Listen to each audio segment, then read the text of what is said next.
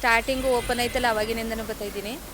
ನನಗೆ ಎಲ್ಲದರಲ್ಲೂ ಒಳ್ಳೇದಾಗೈತೆ. ಯಾವ ದುಡ್ಡಿನ ಸಮಸ್ಯೆನೇ ಆಗಲಿ, ನಮ್ಮ ಮನೆಯವ್ರಿಗೆ ಹುಷಾರಿರಲಿಲ್ಲ, ಅದೆಲ್ಲ ಒಳ್ಳೇದಾಗೈತೆ, ಏನೂ ತೊಂದರೆ ಇಲ್ಲ. ಇವಾಗ ಮಧ್ಯದಲ್ಲಿ ರೀಸೆಂಟಾಗಿ 1.5 ವರ್ಷ ಬಿಟ್ಬಿಟ್ಟಿದೆ. ಅವಾಗಿನಿಂದ ತುಂಬ ಇನ್ನೂ ಇರುವರ ಕಷ್ಟನೇ ಆಗೋಯ್ತು.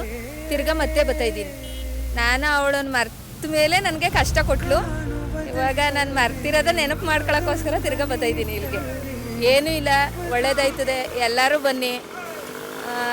ನಮ್ಮ ರಾಜೇಶ್ ಅಣ್ಣ ಅವರೆಲ್ಲ ಅವರು ತುಂಬ ಒಳ್ಳೆಯವರು. ದುಡ್ಡಿರೋರು ದುಡ್ಡಿಲ್ದಿರೋರು ಅಂತ ಏನು ಭೇದ ಭಾವ ಮಾಡೋದಿಲ್ಲ. ಎಲ್ಲನೂ ಒಂದೇ ರೀತಿ ನೋಡ್ತಾರೆ. ಅಂದರೆ ಯಾರು ಕಷ್ಟದಲ್ಲವ್ರೆ ಅವ್ರಿಗೆ ತುಂಬ ಎಲ್ಪ್ ಮಾಡ್ತಾರೆ. ಒಳ್ಳೇದು ಮಾಡೋರೆ ಎಲ್ಲರಿಗೂ.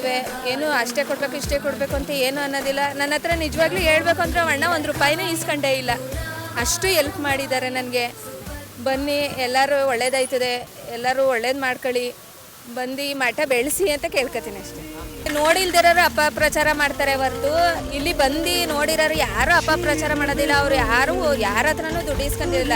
ಈಗ ಸ್ಟಾರ್ಟಿಂಗ್ ಬಂದಾಗ ಇಲ್ಲಿ ಬಿಸಿಲಲ್ಲೆಲ್ಲ ಕೂತ್ಕೊತಿದ್ರು. ಇವಾಗೆಲ್ಲ ನೆಳ್ಳಲ್ಲಿ ಕೂತ್ಕೊಳ್ಳಂಗೆ ಮಾಡಿದ್ದಾರೆ, ನೀಟಾಗೆ ಕೂತ್ಕೊಳ್ಳಂಗೆ ಮಾಡಿದ್ದಾರೆ ಎಲ್ಲವ. ಆಮೇಲೆ ಬಂದವ್ರಿಗೆ ಯಾರು ಹಸ್ಕೊಂಡು ಹೋಗ್ದಂಗೆ ಊಟದ ವ್ಯವಸ್ಥೆ ಐತೆ, ಎಲ್ಲ ಐತೆ.